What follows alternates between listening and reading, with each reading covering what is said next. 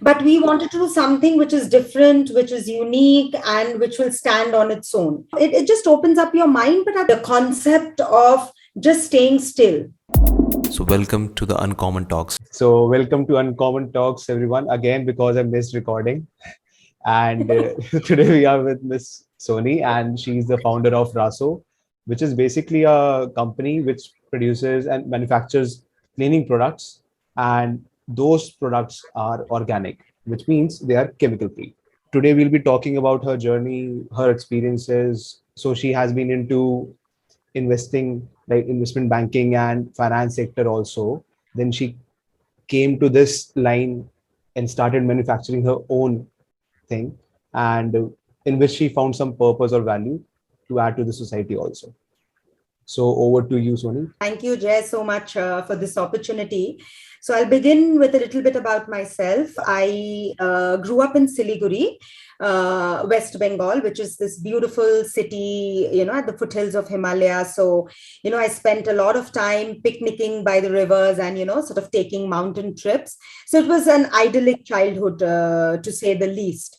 My higher education was in finance. So I graduated from the University of Calcutta with a BCom honors.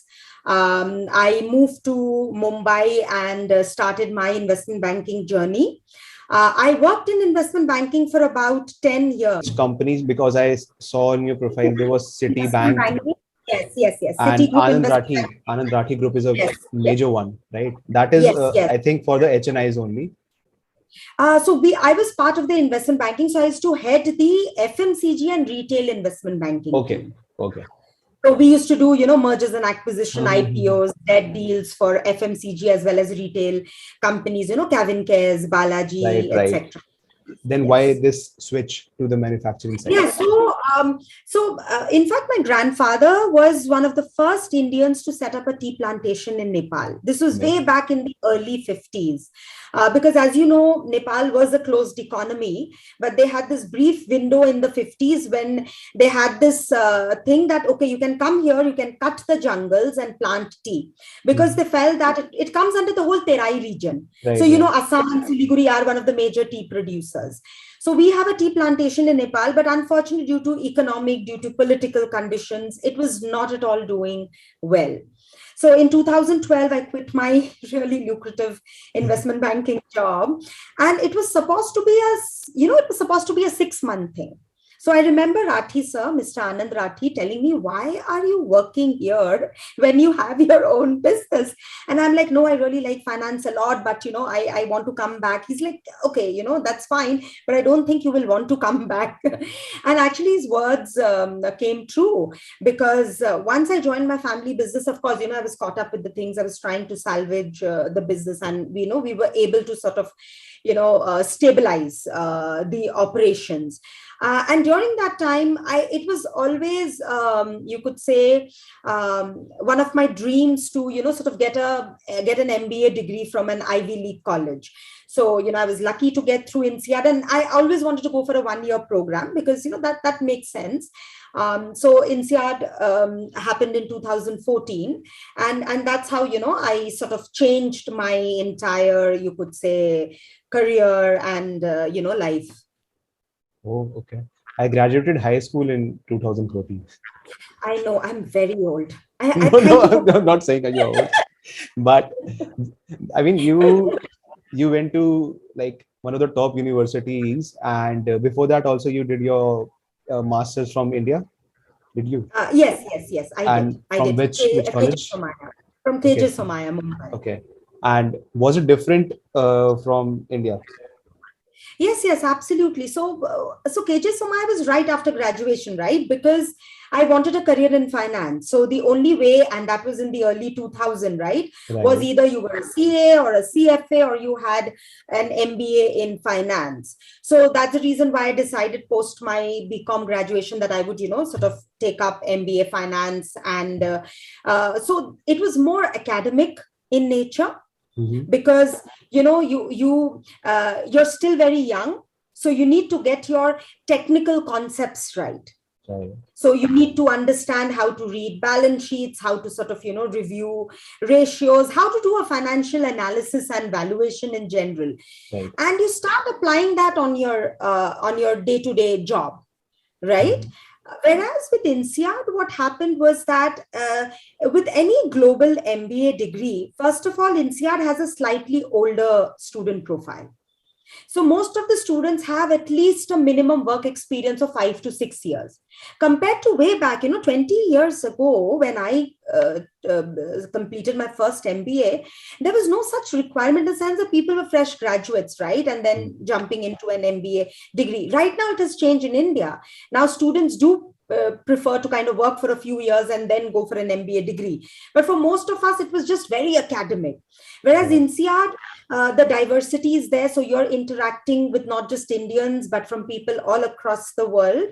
So you learn a lot from a cultural point of view also, and from experiences that people have working Right. in their particular geography, or in a particular industry that you have no clue about. So I come from a traditional finance manufacturing background. I actually did not know much about new age companies, right? For Mhm. example, startups in the tech space, or Okay. ITS enabled companies. And I got to know a lot about, how even social media works. Because honestly, I had never worked with that. And that was also fairly recent at that time, right? Right. So, how do you sort of, so because um, the digital thing started in India in 2012 or 13, to be honest, and sort Yeah. of picked up after Amazon came into picture, even though Flipkart has been here from 2008. So you Right. learn a lot in a global MBA in terms of, the professors come from industry. So they're not just, academicians. They're also people who have solid industry knowledge. Right. I So totally I agree with think you. that, yes, so you can, and when you work for a few years and then go for an MBA, I think you are able to relate to it better, because you understand what's being taught to you. So Exactly. I always encourage people to work for a few years before, looking at an MBA degree. But I think right now it has changed a lot. It went back to that same thing that after graduation only people jump into MBA. Like I believe MBA is just application of your knowledge and experience. But if you don't have any experience of your work or in which field you'll Exactly. go to, because people from graduation, there's a chance for you to break free from that particular field and go into some other one, right?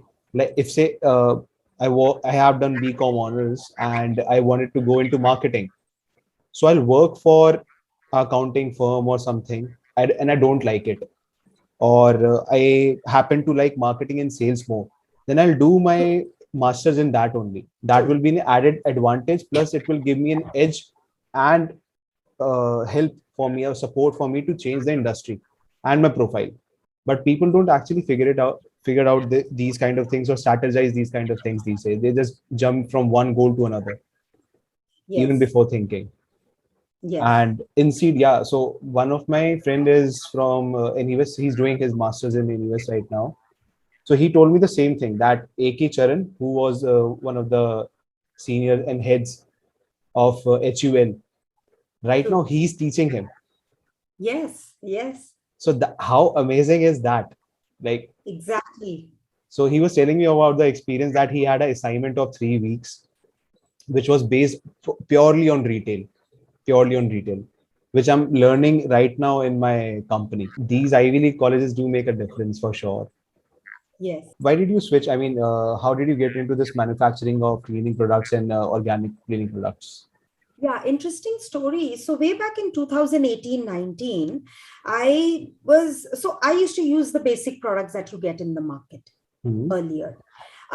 However, my sister was sort of, was a great sort of user of vinegar and baking soda. Mhm. So every time she would use the conventional products, but if she needed deep cleaning, she would use, lemon, salt, vinegar, and baking soda. And so one of the days I remember, there is a lot of dirt and dust that accumulates in places that you cannot reach, right? So the jhadu pocha, the normal mopping and dusting usually doesn't go there. So one such area was the tiles just behind the fridge, right? So she saw that and she's like, this is so dirty. And she just kind of shifted the refrigerator, and she took a solution of vinegar and baking soda and she cleaned the entire thing in like 10 minutes. So vinegar and baking soda, if you were to just do a quick search on Google that, vinegar cleaning or baking soda cleaning, you will be amazed to find more than lakhs of pages dedicated to a lot of do-it-yourself cleaning with vinegar, baking soda, the cleaning power of these ingredients. And, honestly, it's so strange, but at that moment, sort of a light bulb went off. So I'm like, why isn't it that there are no products that are using these ingredients, right? Mm-hmm. If everybody in the world at some point has used this to clean their homes, and you'll see YouTube videos dedicated to it. So it's not like people don't know about it, right? So it was just the germ of an idea, and I decided to sort of do a bit of research. At that point, when I searched for vinegar ingredient product or vinegar product company, surprisingly, Jay, I did not see a single company hit there. And this was in 2019. Okay. I was a bit baffled because I'm like, there's no way nobody would have figured this out. So, but then I decided, okay, no, let me just try making this product. So I reached out to a very senior BASF scientist. So BASF is a chemicals manufacturer. Okay. So he was their head R&D at the Switzerland offices. He came back to India, sort of to give back to the community, to set up something here. And he started consulting me, okay, we can create. He said, look, I have not done this. But then he had a very solid background. He has patents in his name for cleaning products and all. So he said, let's just try something. Let's just create something using these two ingredients. So we did that. And it took us about a year and a half to kind of get the R&D, the initial production, quality testing, etc. sorted.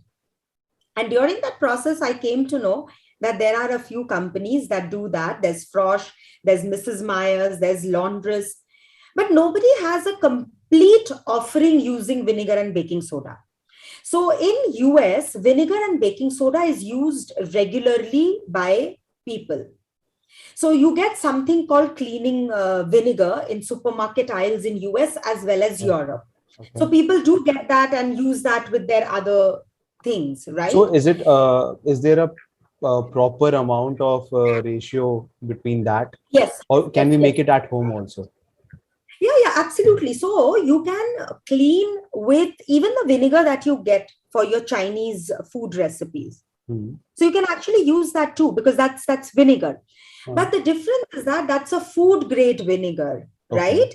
So there are a lot of additives, etc. in there which are not required or do not aid in cleaning.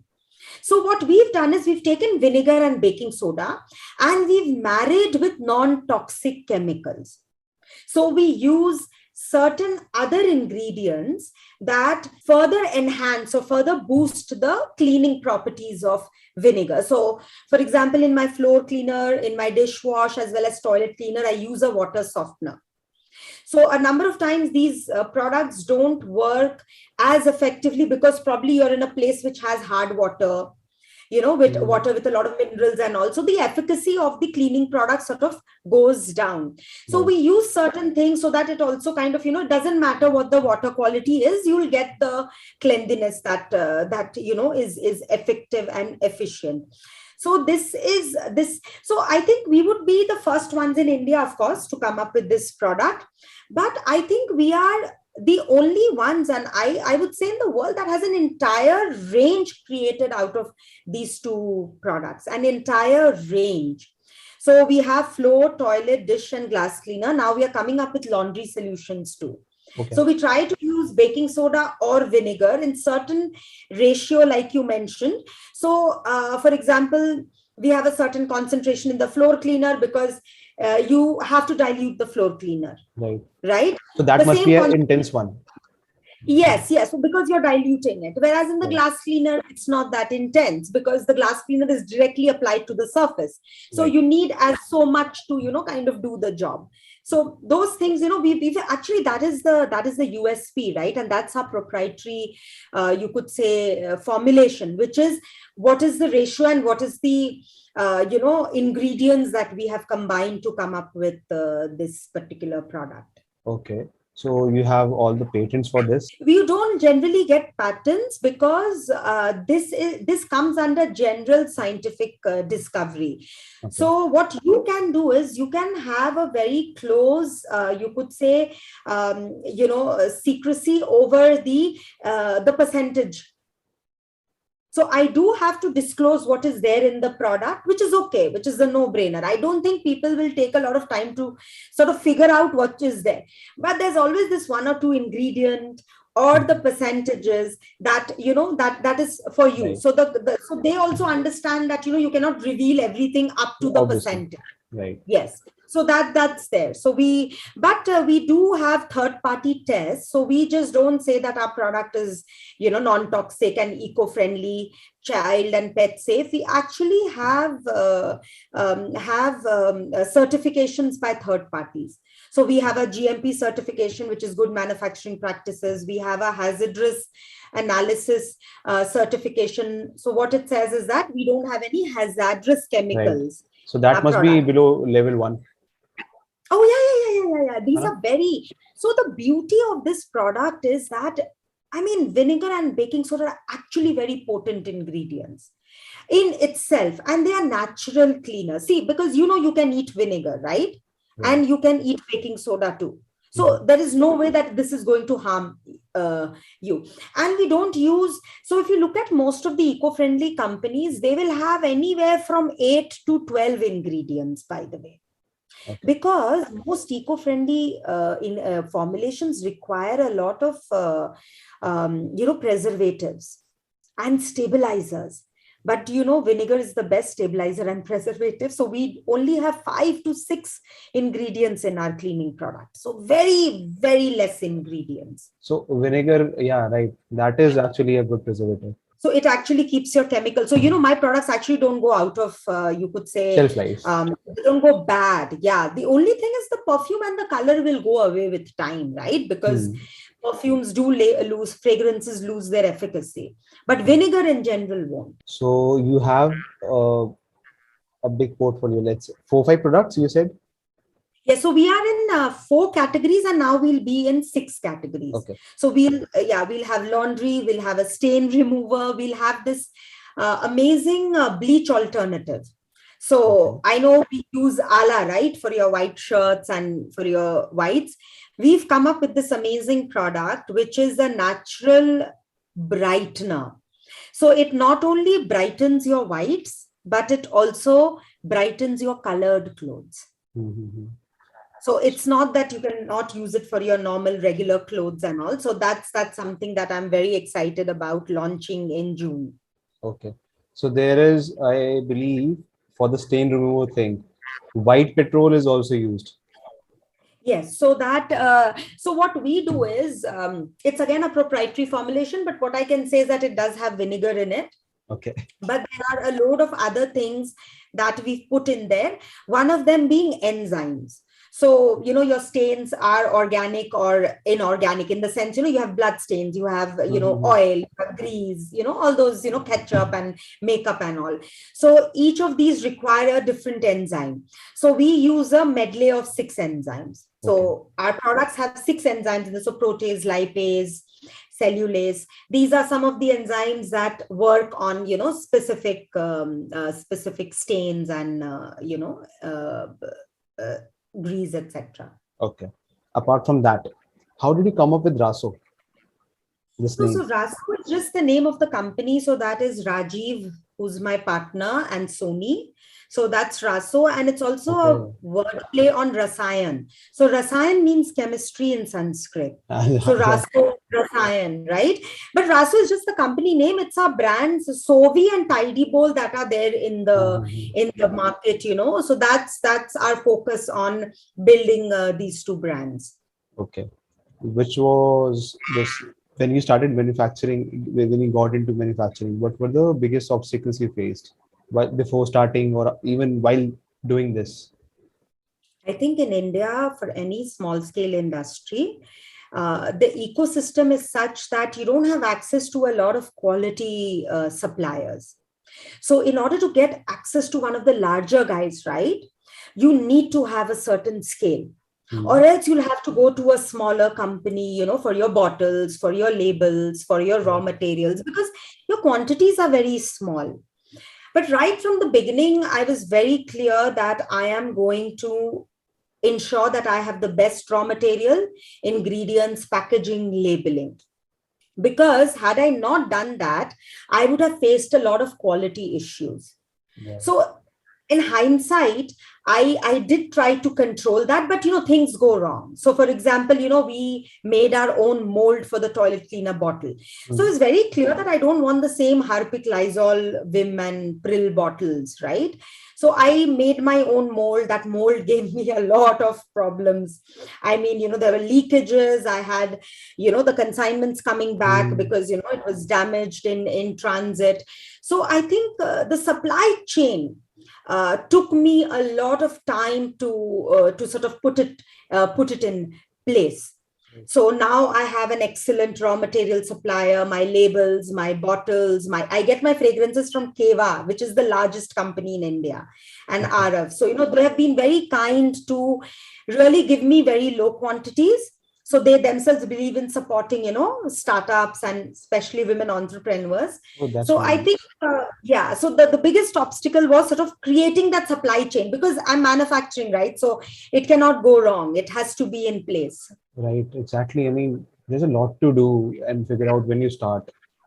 So right now I'm actually reading this 0 to 1 book, which is actually based Oh, on startups nice. only. Yeah. Yeah. So I just got this book a month back, and I'm in between somewhere.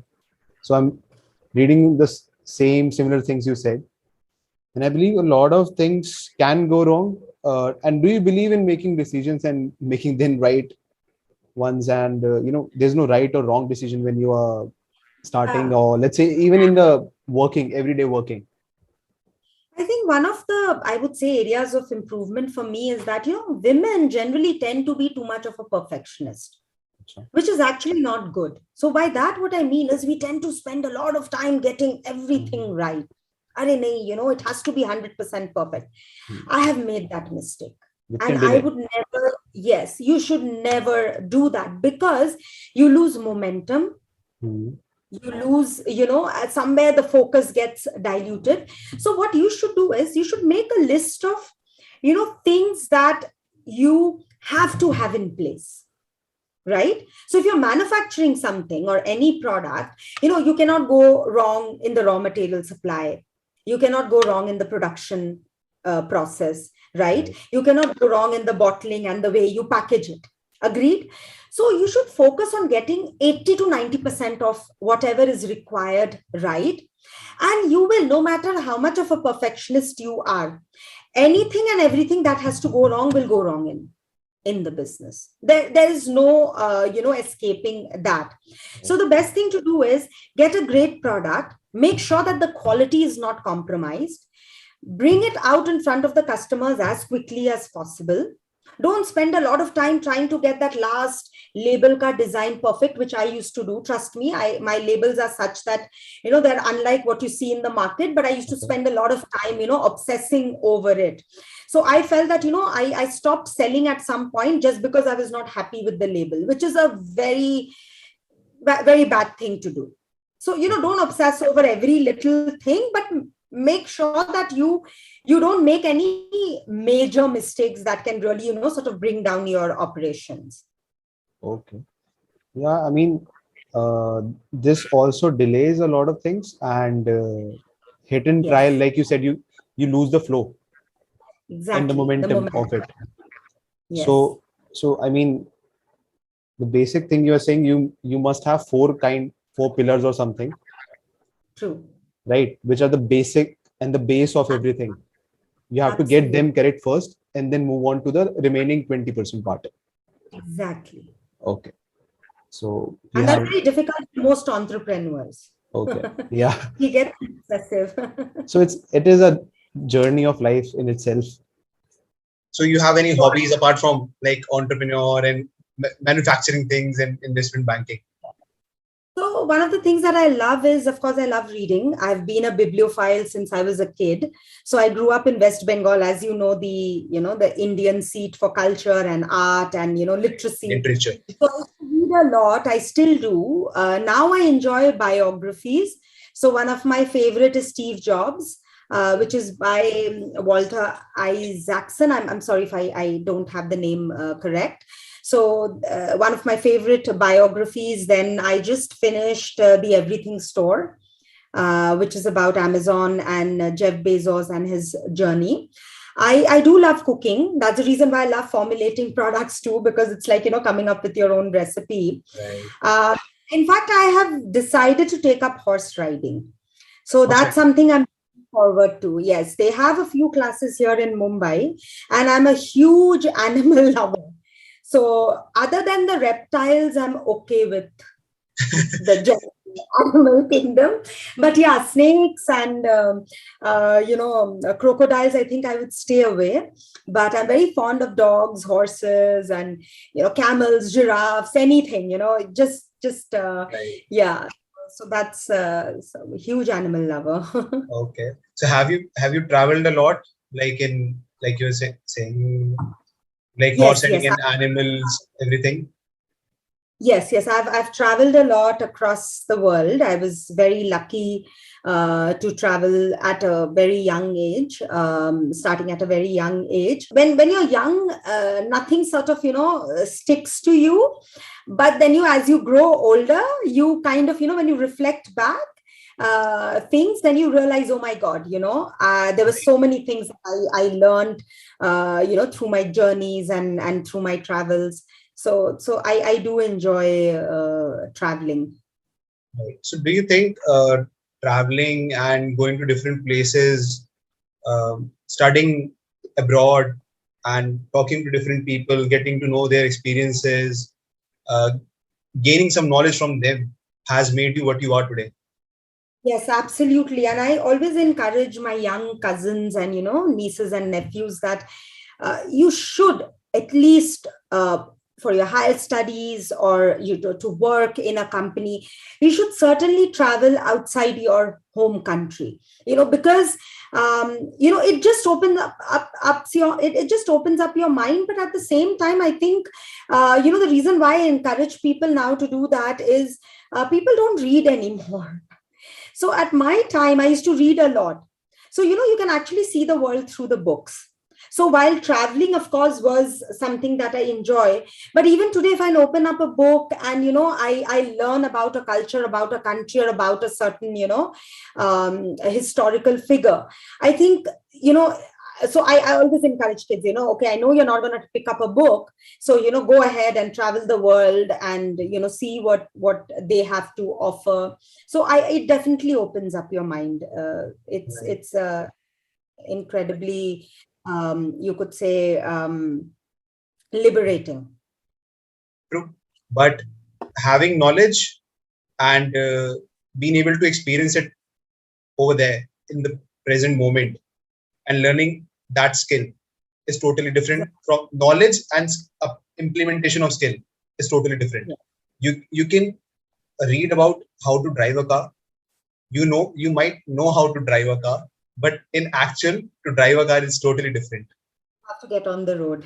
Yeah, you have to get on the road because we have two legs and they're meant to do something. I mean, apart from like cycling and everything, we are supposed to Yeah. move. We are people of nature. That's why I mean, if you talk to anyone, I believe Yes. 90% of the people, or maybe more, they will always say they love being in the nature. They love traveling. They want to go travel the world. They want to be in the mountains, at the beach, somewhere near the nature. Because when you're in nature, right, you get that different kind of sensation and energy which you acquire from that surroundings. It helps you observe and absorb at the same time what is life actually meant to be. right? I mean, we are people of nature, but we are restricted to our work, our homes and buildings and everything. And you being born and brought up in nature only, True. so Yes. you must feel a lot of difference when you are working in Mumbai and when you go back, if you ever go back to Siliguri, right? Yes. So there's a Yes. change of pace. I mean, a hell a lot of change of pace because I'm from Chandigarh, Mohali, and Oh, okay. I put up in Gurugram. Acha. So I can feel the difference whenever I go to Chandigarh. It is kind of a moderate pace and a slow pace city, right? People kind of like are just slow. Like, I mean, they enjoy every Yes. moment kind of thing. Yes. Over here, it is just about work back home, work and back home. Very, very hectic kind of environment because all of the energies around you in your surroundings, everyone is like into that hustle all the time. True. I mean, hustle is good. We all are hustling. We should hustle, actually. We should work hard to get our dreams. But sometimes I believe people forget what are the basics of life. Yes. And it's more so relevant now because I feel that the younger generation, people who were born in the late 2000, or I would say the 21st century Gen Z, kids, Gen right? Z. They maybe, yeah, who are probably, in the late teens or Right. early 20s. I think, it's so imperative that, parents, explain to them the concept of just staying still or staying put for some time. Growing up, I did have we were at a leisurely pace compared to what kids today face, right? Like I'm much older than you, so I was born at a time where we had Doordarshan and just a few channels, etc. And you spent a lot of your time reading books or being outdoors, right? Whereas today I'm very concerned for kids because I think somehow their life or their world is limited in that, gadget, right? That Exactly. They're 6 inch, constrained to this only. screen. Yes, the 6 inch screen. So, Yeah. that I think so I know it's too early to see this now, but I think in 15 to 20 years, there'll be severe consequences of this, who've sort of been addicted because I am amazed because kids today don't have attention at all. They have an attention disorder. They're not able to sort of engage with something. So Right, right. I'm okay, so what I think is maybe there's something good which will come out of it, and which is they'll be too lazy to go at war with anyone. So I'm like, they'll all turn into zombies. So what, the only war that they would know is saying something mean on Twitter or Right. slapping someone on Instagram. They'll not pick up a weapon, right? So I sometimes feel, probably I mean, that will be a good thing if that happens, right? If that's But the good outcome. yeah, I mean, that is good actually, but there shouldn't be any war where there's a Exactly.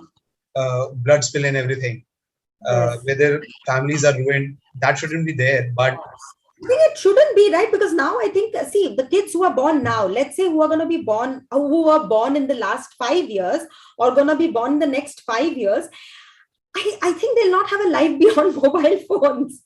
So I guess, what, they're just going to be, in their own world. But it's strange. I would, I don't know if we are going to be alive till then, but I would love to see how, the sort of in the 50s, as in 2050 or 2060, yeah, right? How the world is going to be. I mean, 30, 40 years down the line. something weird only. Yeah, I think so too. I believe, I mean, simpler times are always good. I mean, I love simple things, Yeah. which can come down to like 4 steps. I love those things, Yes. like living at the basics. I do have aspirations. I do Yes. dream big, but sometimes I just feel that let's stick to the basics. I mean, like our parents. So my family, like you said, your family is business background, and my family is from the farming side, Oh, agriculture. wow. Yeah. So like my dad tells me a lot of stories about these days when they used to eat mangoes, the whole family together eating Yeah. mangoes.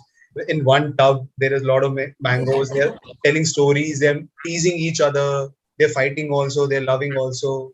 So a lot of things going on. That is why I think, because everyone is living in silos these days, and that's why they build up all those thoughts and depression, because they don't share at all. They don't go out. They don't play. They don't have any team sport or Yeah. teamwork, which they can learn over there. That's, I mean, when you play, you know who's your best friend. Then you share few things. Then you went out. Then you are at ease with yourself, which doesn't happen these days a lot. I mean, and after Yes, it's 2020 also slowed down a yeah, lot. yeah.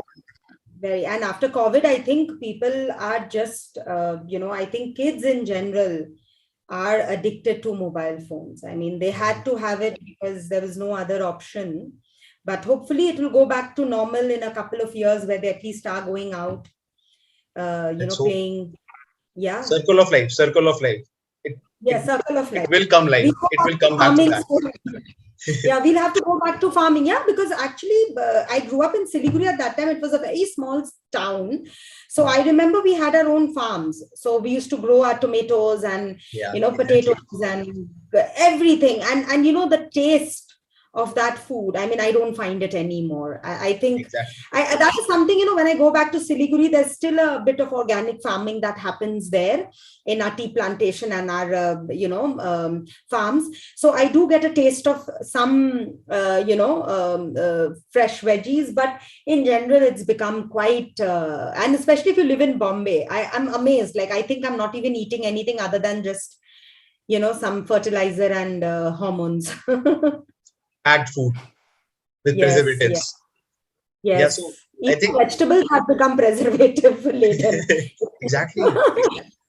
So do you think there's a lot to do with your background and where you grew up, to do with your product in the manufacturing thing, that you bring organic things to the society? Yes, yes. More so because there is no need to have harmful chemicals when you're cleaning your homes.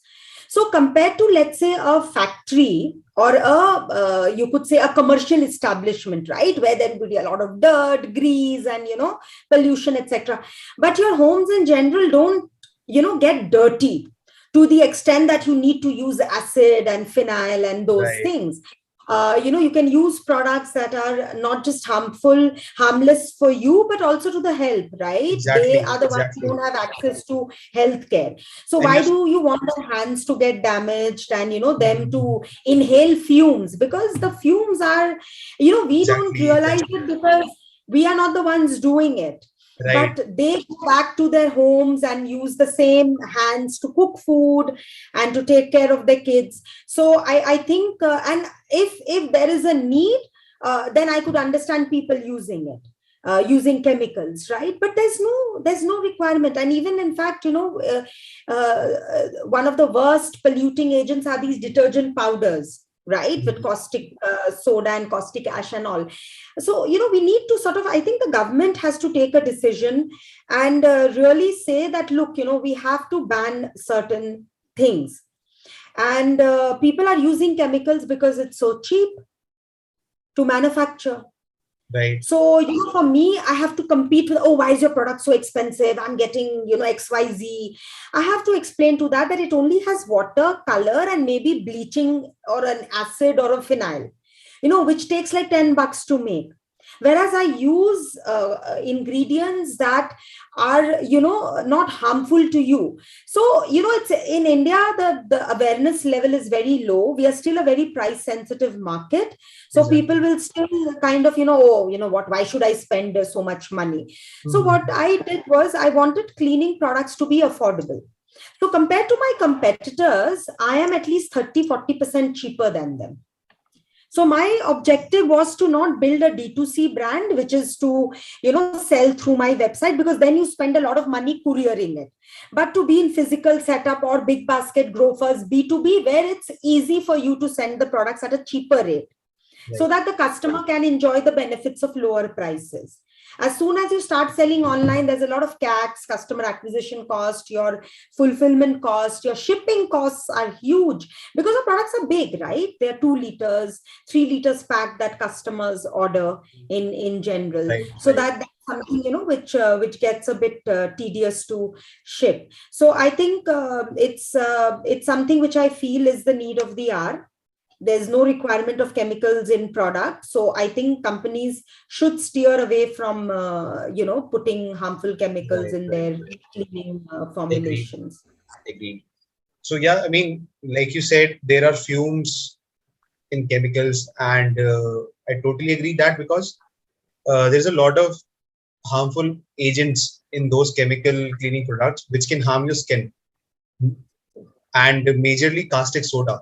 It generates a lot of heat and fumes, Yeah. right? Yes. And it can also harm our soil. And like Sadhguru is trying to like bring awareness to the world about the soil and save soil program, in which he's traveling to a lot of countries, different countries on bike, and spreading this message. I mean, you can do something like that to connect all the dots and show people that what you are actually doing for the society. I mean, more than anything, people like to relate to a purpose and have that kind of purpose, or let's say cult effect can be produced when you show them the value, and so they will forget the price then. So Yes. there's a lot of things, let's say Bath and Body Works, they also, when Mama Earth, those are in skincare products, but those are organic skincare products, right? True. So people are investing, they are changing their mindset and going towards organic. And like you said, you are making affordable cleaning product, organic cleaning products, right? Right. So with this can actually help a lot of people and our nature as well. So everything you do in your factory is chemical free, right? Yes, yes. So we, because there's no requirement as such for chemicals, even our fragrances are oil based. So we don't use synthetic fragrances. That is the reason why fragrances are 3 times the price of, the typical Mogran, rose and jasmine that you get. They would be like 500, 600 rupees a kg. And our perfumes only start at 1400, 1500 rupees a kg because these are oil based fragrances. Right. We use food colors. Okay. So I want to do away with colors. It's not even required, I don't need to put in any color, etc. in it. So, you don't need color per se, but I use food colors. So I don't use anything which, so the funny thing is my partner Raji once accidentally swallowed the floor cleaner. So I kept a small sample when I was doing my R&D to clean the tap, etc. Okay. And he thought it was Listerine because, it was in like an aqua color. So and he gulped it and then he realized, okay, it's not Listerine. He spit it out, and that's how it is. It's safe because let's say आपने ingest भी कर लिया, आपने गलती से P लिया, nothing is gonna happen to you. Nothing. It's not like Harpic which has acid in it, or Lysol which has bleach, etc. in it. So we don't have anything which you'll only get an uncomfortable sensation. भाई मैंने कुछ अलग सा P लिया है, right? I've had something which is not edible, right? Other than that, it's not going to harm you. None of our products harm you. So in that way, I mean, if you have a child at home and you're cleaning with Harpic, and because kids are habitual to eat from the floor and anywhere else, right? And if you're cleaning that floor with chemical, that chemical will shortly stick to the food and go inside. Yeah. But in your case, that is safe. It's just vinegar. It's vinegar. Exactly. So it's vinegar, water, a water softener. So water softener is an organic thing. जो कई लोगों को आप देखोगे, they add that even to their tanks and all to soften water, to make it more drinkable. So we use the same thing. And then there is your, so there's a surfactant. Surfactant is nothing which that creates the jhag or the froth, right? So we have a sugar-based or, sugar-based surfactant, etc. So that's something that you put in there.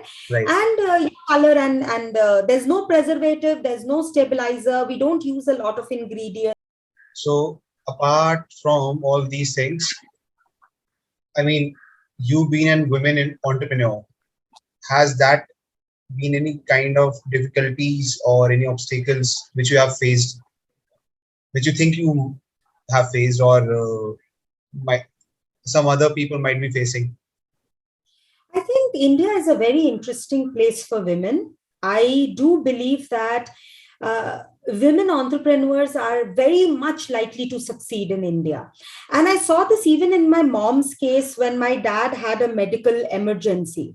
So, he was hospitalized and he lost his speech and, I would say, you could say motor skills, right? Yeah, yeah. So at that time, my mom sort of, started taking care because my brothers and all were very young.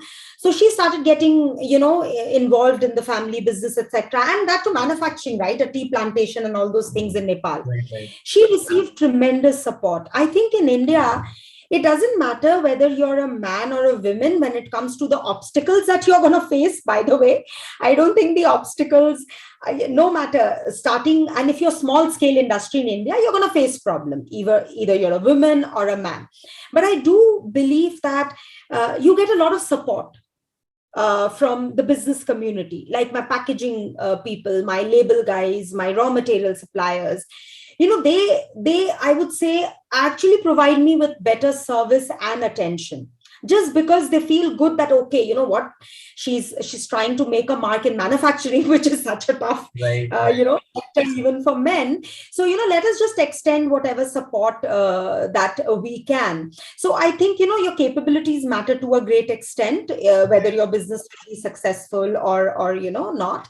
But I think as a woman, you do get a lot of support from the business community. And I'm very, very happy for that. Starting from the small companies, where you have sole proprietorship. I worked with them for my raw material needs up to, Keva, SH Kelkars of the world.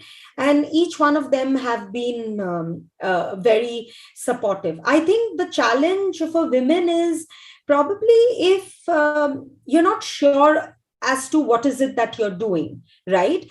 So when you go to any person for any business deal, you need to make sure that they take you seriously. So they should know that, okay, you're serious about this and you're not just there to just waste their time. So as a women entrepreneur, you need to be very clear that this is something that you're passionate about, and this is not something you're doing just because you're bored, Yeah, just because but there's.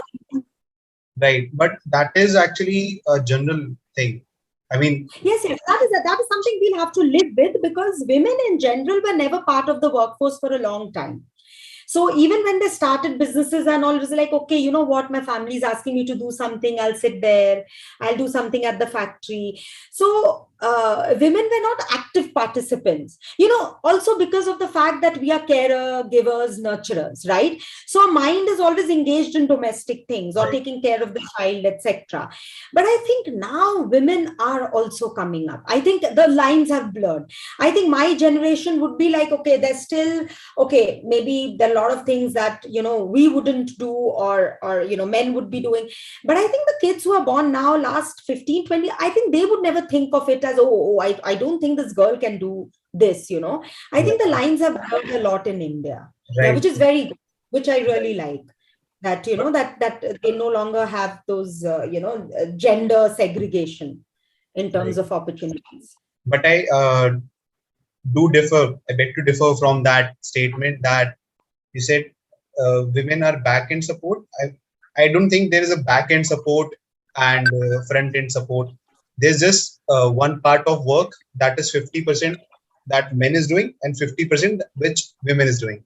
Right. Exactly. So you being at the back end, if you say so, that is actually providing support to the frontliners to do that particular thing and concentrate on that only, right? Because Yes, if you don't do this, your part or your, let's say, back end support, they true. won't be able to do the frontline thing. So it Exactly. is And 50-50.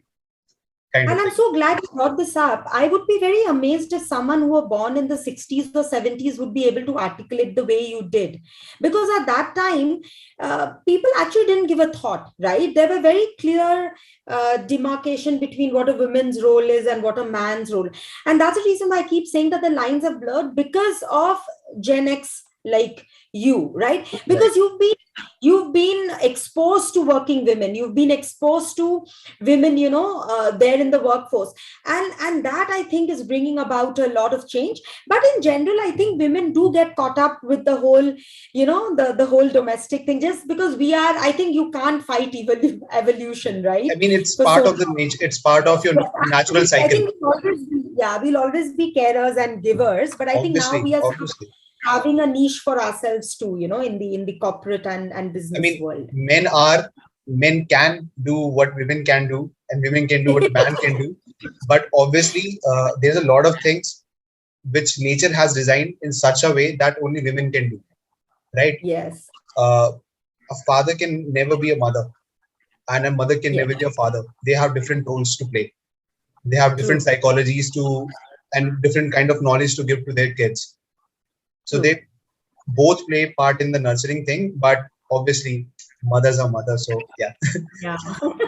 And you want it to remain like that, right? At least to a certain extent. exactly. So what kind of people do you think you want in your company? I think I do want people who are passionate about making a change. So when I started this company, I could have sort of gone the traditional route, started a product line which is very similar to what others are offering. Mhm. But we wanted to do something which is different, which is unique, and which will stand on its own. So I am someone who's very passionate about anything that I do. So initially, when we are a small company, let's say I have to hire someone who look into finance, right? Someone who look into distribution and marketing. I would say that they would not have the same, they should not have the same skills as me in the sense that, they should bring their unique set of Exactly. That wouldn't complementary help you skills. grow then. Yeah. Yes, yes. But what I would like them to have is a belief in what we are doing. Same See, mindset. this is not an easy sector. It's not an easy sector because, as you know, this is a very low involvement product category. Right. See, the buyer and the user are two different people, and most people don't even know what's coming in their homes, Yeah.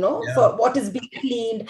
Probably they're sending their house help or their staff to, okay, can you go and get cleaning products, floor cleaner, Right. and they are bringing in. Or some of them do know what brands they want because they've seen a TV ad, so they're buying those products. So I want people to believe that this is a sector which is very underserved. The one example that I give is, if I were to ask you how many brands would you know in food, you can name at least 5 to 7 brands. You can name at least 7 to 8 brands in cosmetics too. You will know so many brands, but you see that there are only those 4 brands in cleaning, right? 4 or 5 brands in Right. cleaning. Why is that? So there's such a huge opportunity. So I think they have to believe in the potential of the company, that yes, we are going to do something big in a very underserved market. So there'll be a lot of challenges along the way, but they should be confident in the product, in the company's you could say mission, to really bring about. So if Change. someone were to ask me, yes, if someone were to ask me, what is the one thing that you want to be remembered for, I would say that someone who created something which really changed, their perception or rather, their usage habits.